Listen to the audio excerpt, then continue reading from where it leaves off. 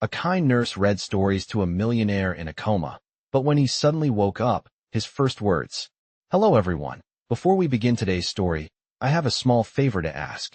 Please hit subscribe and turn on the notification bell so you never miss our channel's new videos. It is quick, free, and the best way to support us in bringing you more dramatic stories. Your support truly means the world to us. Where are you watching from? Please drop your city or country in the comments below. Thank you very much. Now, let us return to our main character. The top floor of Westbridge Private Hospital feels nothing like the rest of the building. The air is colder, the halls are quieter, and the lights seem to glow with a soft, sterile blue that makes the entire place feel almost suspended in time. Anna Monroe steps out of the elevator with a practiced calm, her sneakers tapping lightly against the polished tile floor. Her scrub pockets are stuffed with pens, gloves, and a tiny paperback book whose edges have been worn down by years of being held. She shifts the book into her hand as she walks toward room 801, the room the nurses whisper about during shift changes. The one holding the man who has been asleep for almost a year. A man the world once watched closely. A man no one visits anymore. She pauses outside the door and breathes in, steadying herself before turning the handle. The room is large, more like a private suite than a hospital space, with wide windows that overlook the city skyline and machines arranged around the bed like silent guardians. In the center lies Grant Hale, 34 years old, once one of the youngest self-made millionaires in the country. His success was the kind that made news headlines and magazine covers until the night his sports car broke through a guardrail and disappeared into the darkness below. He has been here ever since, his body kept alive by machines, his mind unreachable behind closed eyes. Anna walks in quietly, her steps instinctively soft, as if sound alone might disturb him. She checks his chart, adjusts his blanket, and watches the steady rise and fall of his chest.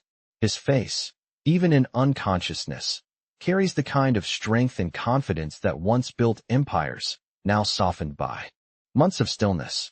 She takes a seat beside him, pulling the paperback from her pocket. It was her mother's favorite story, something she used to read on nights when the world felt heavy. Anna has no idea whether Grant can hear her or not, but the silence in this room feels too heavy to leave untouched. She flips open the book and speaks softly. "Good evening, Mr. Hale. It is Anna again. I thought I would read to you for a while if that is all right." The steady hum of the monitor offers no objection. She begins reading, her voice gentle and melodic, filling the space with warmth. Her words float through the room, settling over Grant like a blanket. She glances up now and then, studying the stillness of his features, searching for the smallest sign of change. There never is one, but she keeps reading anyway. Hours pass this way. She tells him about her day, about the ridiculous flavor of the vending machine coffee, about the elderly patient down the hall who insists she must be an angel in disguise. She talks because she wants him to know someone cares enough to stay. When she finally closes the book, she leans forward just slightly, her voice a whisper meant only for him. "If you can hear me, you are not alone." The monitor continues its steady rhythm, unchanging. But Anna stays for another moment, her hand resting lightly on the bed railing, hoping her presence somehow reaches him through the dark. Outside, the city glows under the night sky, unaware that inside room 801, a single voice is trying to pull a forgotten man back toward the world he left behind. Anna returns to room 801 the next evening, her footsteps soft against the polished floor as the quiet hum of machines fills the corridor, and as she pushes open the door, she feels the same stillness settle over her, the kind that makes time feel slower inside this room than anywhere else in the hospital. Grant Hale lies exactly as she left him, his breathing steady, his expression peaceful in a way that almost feels deceptive because nothing about his life before the crash had ever been peaceful, and she wonders, as she often does, what kind of thoughts might be trapped behind his closed eyes, and whether he can hear even a fraction of what she says to him. She slips into the chair beside him and sets the worn paperback on her lap, brushing her fingers over its faded cover, remembering how her mother used to soothe her nightmares by reading this same story late into the night. Maybe that is why she brings it here, night after night, hoping some part of its comfort might reach him through whatever darkness he is stuck in. "Good evening, Mr. Hale," she says gently, checking the machines before she sits. It is Anna again. I brought the story if you are ready for another chapter. She opens the book and begins to read, her voice steady and warm, letting each word drift through the air like a soft thread weaving itself around the room. For a long while, nothing changes. The monitor keeps its slow, predictable rhythm. The lights above cast a faint blue glow over his face, and Anna reads until her throat begins to feel dry. She pauses only when she notices something new, something impossible to ignore. Grant's hand, resting on the white sheet, twitches. Just once. A single, subtle movement. Anna freezes, her heart leaping to her throat. She leans closer, eyes fixed on his fingers. "Grant," she whispers, barely daring to breathe. "If you can't hear me, do that again." But the room falls quiet, still except for the steady beeping of the heart monitor. She waits, hopes, and when nothing else happens, she finally exhales, reminding herself not to overthink what could have been a simple muscle reflex. Still, she cannot shake the feeling that something shifted. The next morning, she reports it to Dr. Harris in his office. He listens, thoughtful but cautious. "Minor motor responses are not uncommon," he says. "It could be involuntary. It could be nothing." But it did not feel like nothing to her. She returns the following nights with the same commitment, reading to him, talking to him, letting her voice fill the empty corners of the room. She starts telling him about her life, how she grew up in a small town, how she lost her parents too early, how she worked her way through nursing school with night shifts and stubborn determination. "I guess that is why I do not like seeing people alone," she murmurs one night. "I know what it feels like to want someone to stay." And maybe that is why she stays even longer than her shift requires, speaking to him as if he is listening, telling him stories, complaints, jokes, anything to keep a connection alive. On the sixth night, thunder rumbles outside, and rain streaks down the window in thin silver lines as she settles into her usual seat, opening the book to the next chapter. She begins reading, her voice soft but carrying a quiet emotion she does not entirely understand, and as she reads, she brushes a loose strand of blonde hair behind her ear, unaware that something inside Grant is shifting again.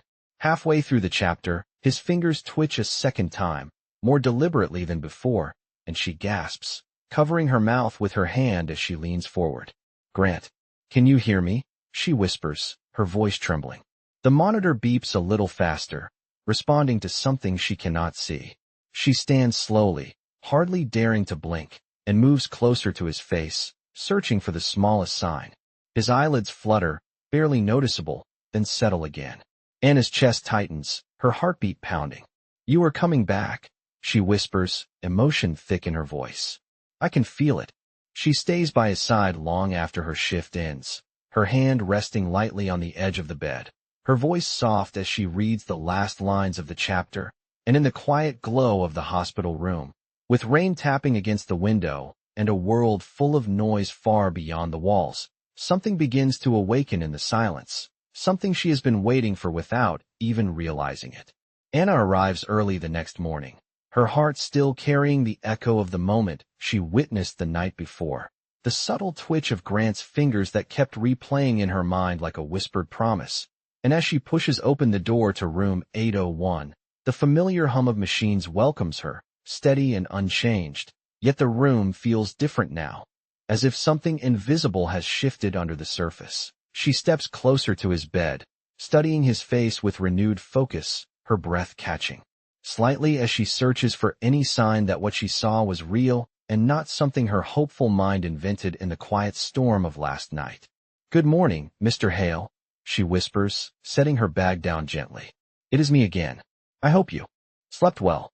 She checks the machines, adjusting small details with the precision she has developed over years of practice, then moves to the chair, settling into her usual spot with the worn paperback in her hands.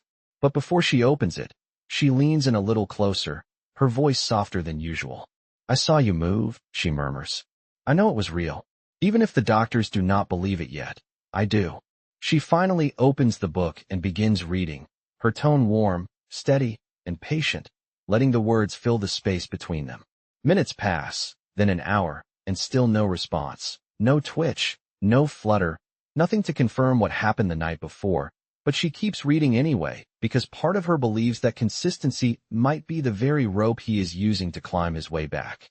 When her lunch break arrives, she hesitates to leave, staring at his face for a long moment before whispering, "I will be back, I promise," and slips out into the hallway. By the time she returns, the sun has dropped lower in the sky, painting the room with soft golden light, and she feels a strange mix of nervousness and hope pulling at her chest. She sits again, opens the book, and continues with the next chapter, her voice blending with the quiet rhythm of rain that has begun tapping against the window once more. As she reads, she does not notice the tiny flicker in Grant's eyelids at first, a barely visible tremor like someone struggling to lift something heavy in the dark. She keeps reading, unaware that he is trying, desperately, to follow the sound of her voice. Then it happens again, a more deliberate flutter, slow and strained. She stops mid-sentence, her breath catching in her throat, the book lowering in her hands. "Grant," she whispers, her voice trembling. She leans in closer, eyes locked on his face. "If you can hear me, try to open your eyes." His eyelashes move again, this time unmistakably, a faint but intentional effort that sends a rush of warmth through her entire body. "You are doing it," she breathes. "Come on, you can do this." He fights through the weight of unconsciousness, his brow twitching, his lips parting slightly as a weak sound escapes. Just a breath, but one filled with effort. Anna quickly reaches for the call button, but does not press it yet. She does not want anyone to break this moment. Instead, she holds her breath, watching him, urging him quietly. "I am right here," she says, her voice shaking. "Follow my voice, just like you did last night." His chest rises with a deeper inhale, his eyelids tightening as if he is trying to force them open, and she can see the strain in his face, the battle he is fighting between the darkness pulling him down and the faint glow of awareness calling him back. Slowly, his eyelids lift, revealing unfocused, hazy eyes that scan the air in front of him before locking onto her. For a brief moment, they hold, his gaze soft but confused, and Anna feels her entire world narrow to that single connection, the one thing she has hoped for since the first night she sat beside him. "Grant," she whispers, tears gathering uninvited in her eyes. "You are awake." His lips move, forming words that barely escape, rough and strained, but she hears them all the same. "Please, keep reading." The sound of his voice, hoarse and fragile, breaks something open inside her, and she covers her mouth with her hand as a shaky breath escapes. She finally presses the call button, knowing everything is about to change, but before anyone arrives, she leans closer, her voice trembling with relief and disbelief. "I will," she promises softly. "I will keep reading." In that moment, under the warm light of the setting sun and the quiet hum of the machines that once felt like the only heartbeat in the room, Anna realizes that she genuinely pulled someone back from the darkness, one word, one chapter, one night at a time. The room feels different the moment the doctors rush in, not chaotic, but charged with a kind of quiet awe as they gather around Grant's bed, checking his vitals, shining small lights into his eyes, asking him simple questions in calm, measured tones. Anna steps back to give them space, her heartbeat still fluttering from the sound of his fragile voice asking her to keep reading. And as she watches him struggle through the fog of awareness, she feels an ache in her chest she cannot quite name. Dr. Harris finishes his examination and turns to her with a look that carries both surprise and cautious optimism. "You were right," he says. "He is coming out of it."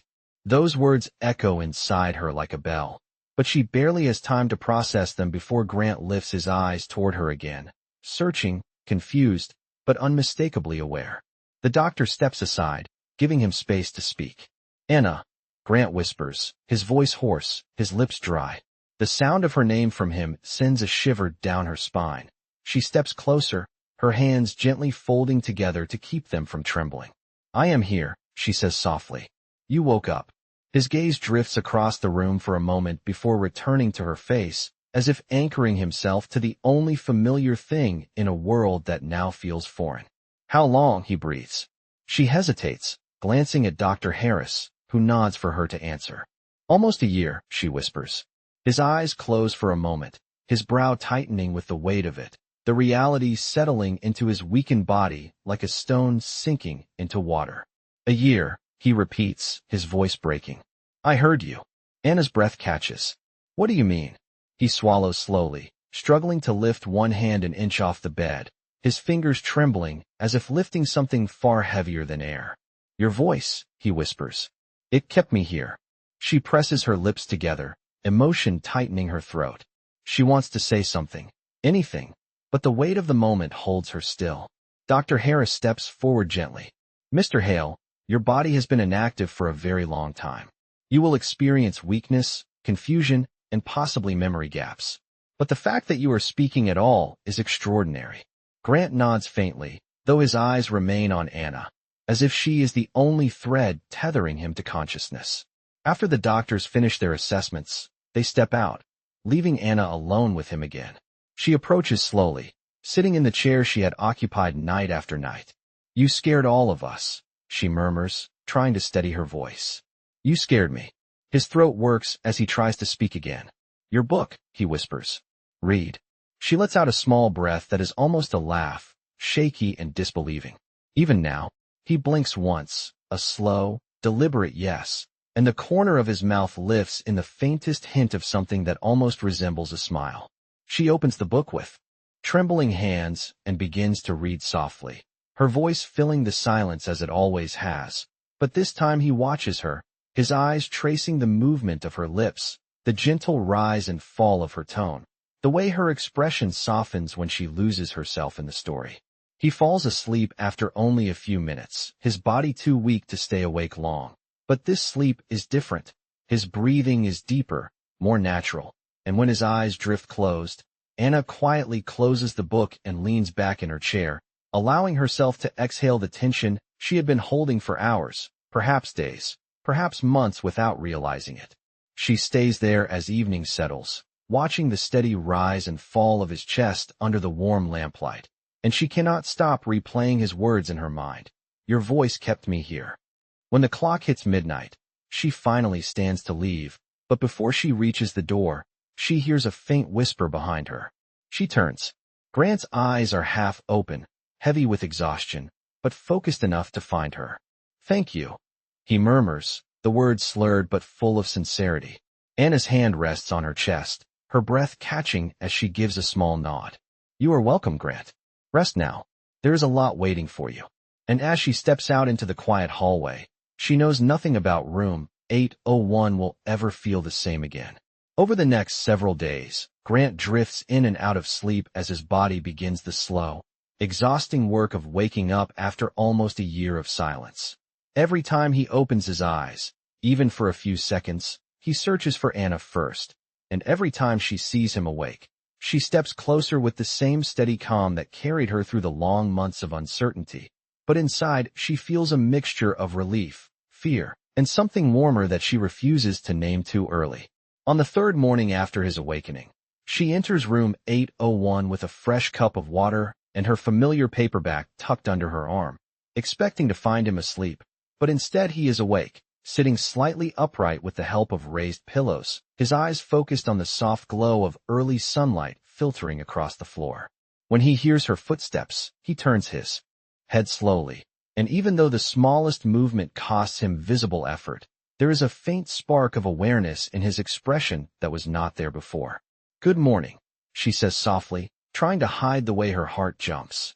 He studies her for a long moment, as if memorizing the shape of her face for the first time. "You came back," he murmurs, his voice rough but steadier than before. "Of course I did," she replies, setting the water on the bedside table. "I always come back." Grant shifts his gaze toward the book in her hand. "Are you going to read again?" The question makes her smile, small but genuine. "If you want me to." He nods, a tiny movement, but full of intention. She sits down, opens the worn pages, and begins reading in a gentle rhythm that fills the quiet room.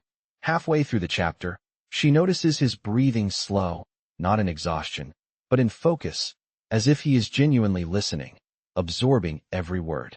When she looks up, he is not sleeping. He is watching her. "You read like you are giving someone a gift," he whispers. She blushes, caught off guard. "I guessed maybe I was." Grant swallows slowly, his throat still weak. Why? The question lingers in the air, delicate and vulnerable. Why stay? Why talk to someone who could not answer you? Anna hesitates, gripping the book a little tighter. Because you were alone, she says honestly. And I know how that feels. No one deserves silence as their only company. He closes his eyes briefly, absorbing her words, and when he opens them again, something gentler shines through.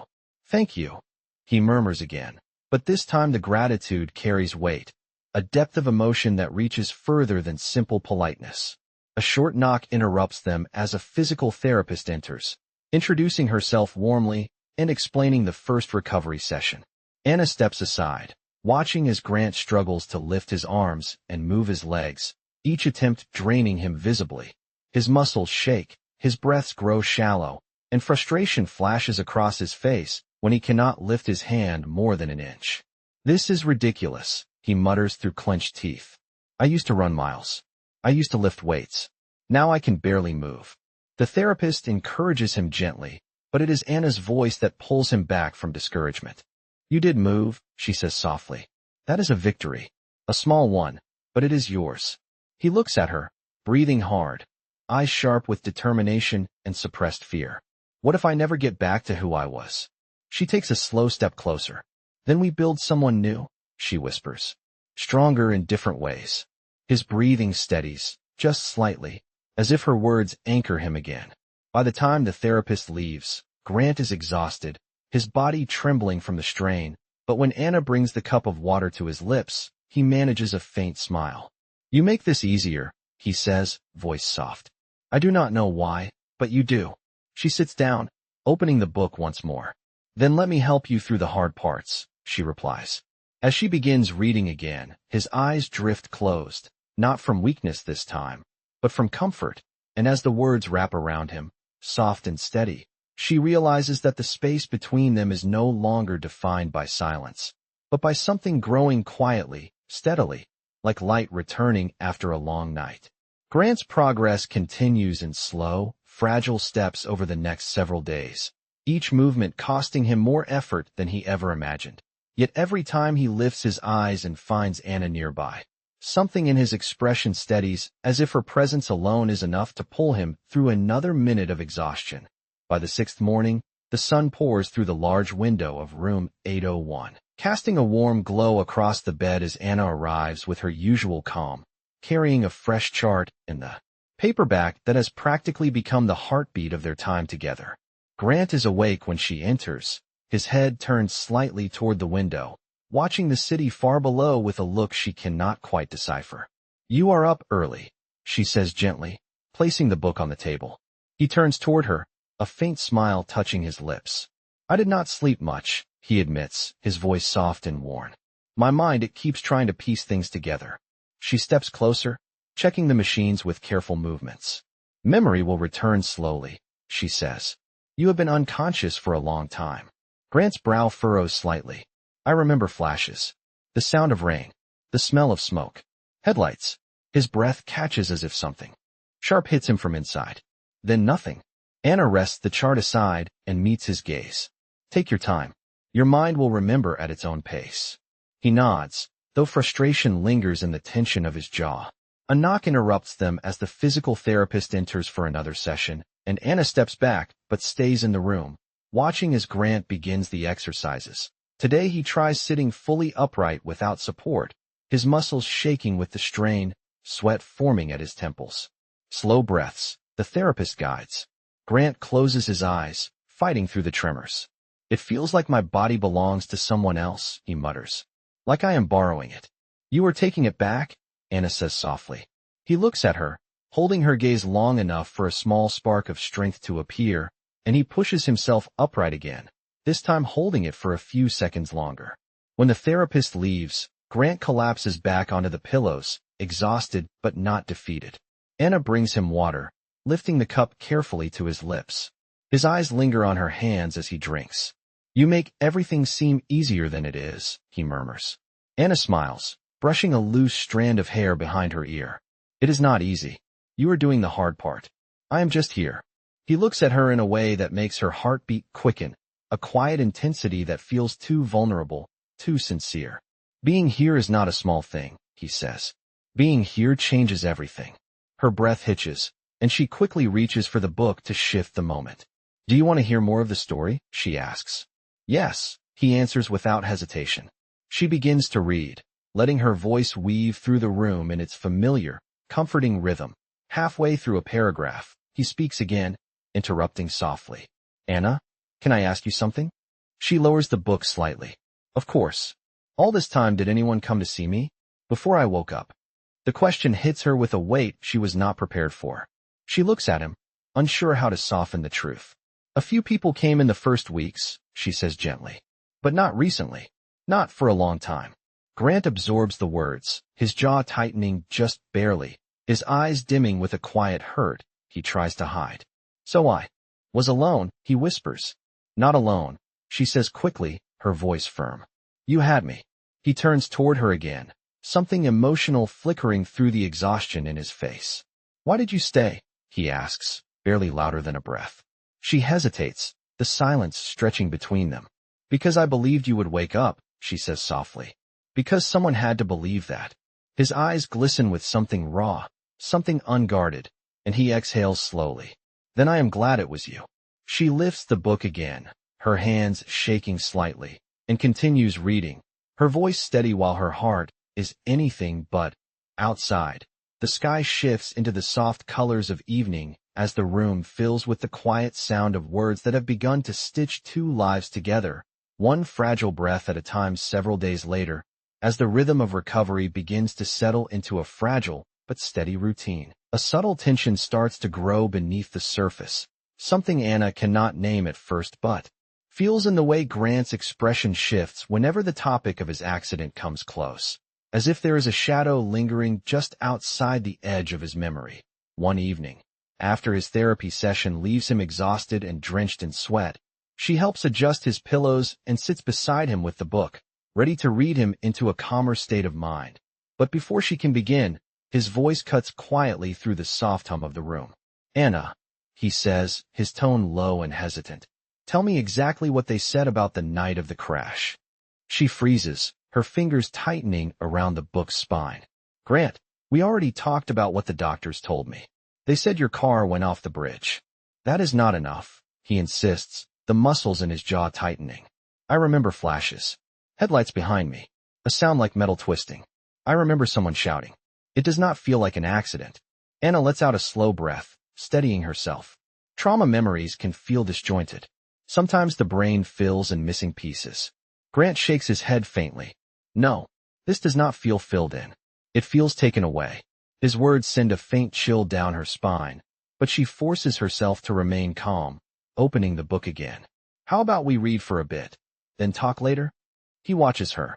For a moment, searching her face, then slowly nods, though the tension remains. She reads, letting her voice soften the edges of the room, but she can feel that his mind is miles away, circling the same fear like a storm cloud preparing to break. When she finishes the chapter and glances up, he is staring at the ceiling, lost in a place she cannot follow. Grant, she says gently, you do not have to face this all at once. Someone tampered with something. He murmurs, barely audible. I can feel it. She places the book aside and moves closer. Then let us ask the doctor for access to the accident report. There might be more details. His eyes shift toward her, filled with something between desperation and determination. Would you help me look? She nods. Of course. The following afternoon, after she finishes her shift, she slips into the administrative wing where records are kept, her badge giving her access to the digital logs, but not to archived evidence, which requires higher clearance. She searches through the official documentation, scrolling through pages of dry language describing the crash site, the guardrail damage, and the tow truck report. At first, everything seems normal, almost routine, until she notices something odd. The brake system examination section is marked with an automated note. Component review deferred pending additional authorization. Deferred. That is unusual.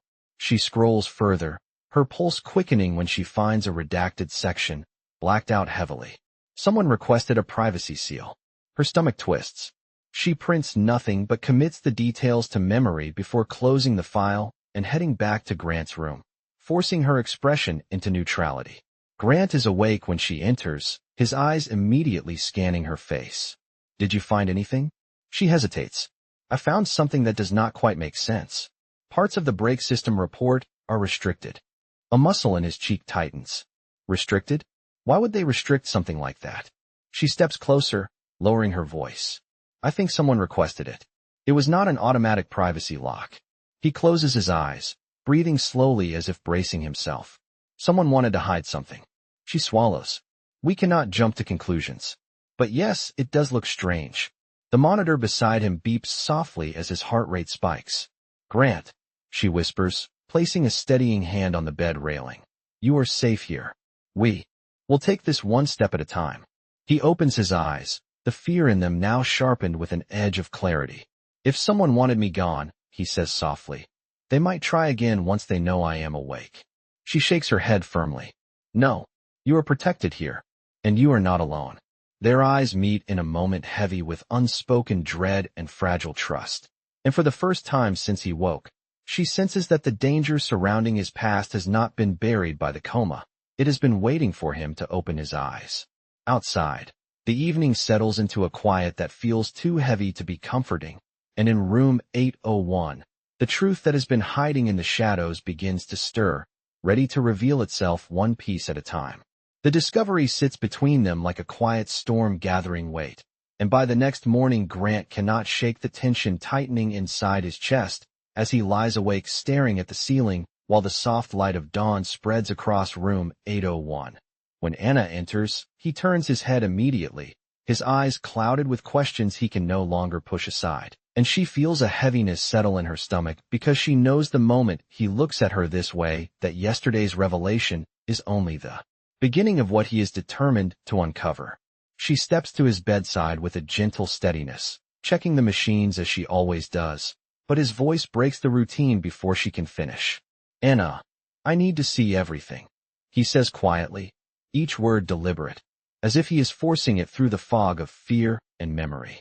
She nods slowly, keeping her tone calm. We can review the parts that are not restricted, and I can help you request the rest through official channels, but it will take time. He meets her gaze, frustration flickering across his face. Someone tampered with those brakes. Someone hid the report. I can feel it. Anna sits beside him, folding her hands in her lap. Then we will go one step at a time. You are not alone in this. His breath softens, and he looks toward the window as if searching for an answer in the skyline beyond. Later that afternoon, after Dr. Harris approves supervised review of the non-restricted accident documentation, Anna wheels Grant down to the small records viewing room near the administrative wing, his blanket tucked around his legs, his expression tense with anticipation. The room is quiet, the hum of fluorescent lights overhead casting a pale glow across the white tabletop as Anna spreads out the printed summaries, diagrams, and the brief preliminary assessment of the crash site. Grant studies each page with eyes sharp despite his fatigue. The guardrail deformation angle is wrong, he murmurs, his fingers trembling as he traces the diagram. My car did not just slide. It was forced. Anna watches him closely. Forced how? He swallows. A vehicle hit me from behind or from the side. Hard. The angle is too steep for a single car impact. A chill crawls up her spine. If that is true, then someone else was on that bridge.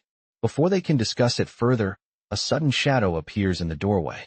A tall man in a tailored suit steps inside, his expression cold and polished. Anna stiffens instantly. Grant goes still. Ethan, Grant says, his voice tightening. What are you doing here? The man, Ethan Hale, Grant's estranged brother, smiles with practiced ease, though his eyes remain sharp. I heard you woke up, he says smoothly. I came to check on my brother. Anna feels Grant tense beneath her hand. His jaw clenches. You never visited once, Grant says quietly. Not once in a year. Ethan's smile falters. I was busy running the company you abandoned when you decided to crash your car into a river. Anna steps slightly in front of the wheelchair, instinctively protective. The crash was not his fault, she says, her voice steady. Ethan glances at her briefly, dismissively. And who are you? Someone who was here when you were not, Grant answers for her, his voice gaining strength.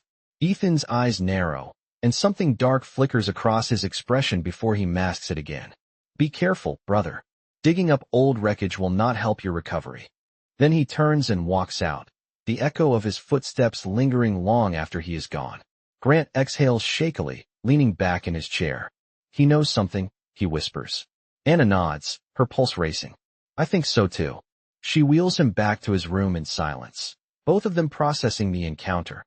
And once inside, Grant reaches for her hand, his touch weak but intentional. Anna, he murmurs, promise me you will not leave. Not until this is done. She looks at him, her heart tightening with a mix of fear and loyalty. I am not going anywhere, she says softly. Whatever is coming, we face it together. Outside the window, the evening sky deepens into shades of violet and gold, and in the quiet of room 801, a fragile but unbreakable resolve begins to form between them, a vow stitched from fear, truth, and the growing thread of something neither of them is ready to name, but both can feel pulling them toward whatever truth waits in the shadows. The hours that follow feel heavier than anything that has come before, as if the walls of room 801 are holding their breath along with Anna and Grant, while the weight of Ethan's sudden appearance settles into something sharp and undeniable. By the next morning, Grant wakes with a clarity in his eyes that Anna has not seen before, a quiet determination shaped by the knowledge that someone he once trusted may have played a role in the crash that nearly ended his life. When Anna steps into the room carrying his morning water and the familiar paperback, he looks at her with a seriousness that sends a chill down her spine. Anna, he says softly, we need proof. She nods and sets the items down. Then we find it. Their chance comes sooner than expected. Later that day, Dr. Harris mentions that an updated internal review of Grant's case file has been requested by an external party, someone claiming to be interested in insurance clarification. The wording immediately sets off alarms in Anna's mind. Insurance claims would not be triggered unless someone was preparing for a legal change, such as transferring ownership or restructuring assets. Grant's breath goes shallow. That is Ethan, he says quietly. He wants control of the company. If I had died, everything would have shifted to him automatically. Anna's pulse races. Then the crash and the restricted report. He wanted me gone, Grant whispers, the truth settling in like ice. He wanted me out of the picture. Determined, Anna asks the administrative desk for access to auxiliary logs, claiming she needs timestamps for a therapy documentation error. It is a harmless explanation, and the clerk hands her a stack of printed logs without suspicion. Back in Grant's room, she spreads them across the tray table, and her heart stops when she sees it. Ethan Hale's digital signature authorizing a privacy seal on the brake system review the day after the crash. He covered it, Anna breathes. He covered the whole thing. Grant's jaw tightens as the last piece finally clicks into place. He tried to finish what the crash started. Anna immediately reports the discrepancy to hospital administration, and they escalate it to law enforcement due to the potential criminal nature. Within hours, investigators arrive to question Grant, and though his voice trembles with fatigue, he recounts everything he remembers, including Ethan's presence on the bridge weeks before the crash during a heated argument about control of the company. It is enough to open a formal investigation. That evening, after hours of interviews and paperwork, the room finally falls quiet again. Grant lies back against the pillows, drained but lighter, as though the truth has lifted years of weight off his chest. Anna sits beside him, her hands folded gently in her lap. It is over, she says softly. Or at least, the worst of it is. Grant looks at her with an expression that holds more emotion than words can contain. You saved my life, he murmurs. She shakes her head. You fought your way back. I was just reading stories. No, he says firmly, his voice low and full of meaning. You were the story that kept me alive. Her breath catches. Before she can speak, he reaches out his hand, a small, shaky gesture, and she places hers in it. His fingers curl around hers with surprising strength. Weeks pass, and the investigation confirms everything. The brake line had been deliberately tampered with. Ethan's fingerprints were found on sealed evidence, and financial documents revealed his attempt to assume control during Grant's coma. He is arrested, charged, and removed from the company permanently. And while the betrayal stings, Grant feels a strange sense of peace knowing the truth is no longer lurking in the shadows. Grant recovers slowly but steadily, regaining strength, relearning balance, reclaiming his life step by step. Through it all, Anna is beside him, reading, supporting, quietly cheering him through every painful inch of progress until the day finally comes when he is discharged. As she wheels him through the lobby, sunlight pours across the marble floor, warm and golden. He stands, carefully, gripping her hand for support, and they walk together toward the sliding glass doors. Outside, the air is crisp and bright, carrying the fresh scent of a world he has been away from for far too long. He turns to her, his voice soft but sure. "Anna," he says, "I do not want to go into this new life without you in it." She looks up at him, her eyes shimmering with emotion. "I have been here all along," she whispers. He lifts her hand, holding it gently against his chest. "Then stay," he says, "not as my nurse, but as the person who brought me back." She steps closer, her voice barely more than a breath. "I am not going anywhere." And as the sun warms the quiet city street outside the hospital, they take their first steps forward together, not as patient and nurse, not as millionaire and caregiver, but as two people who found each other in the silence and held on until the world opened again.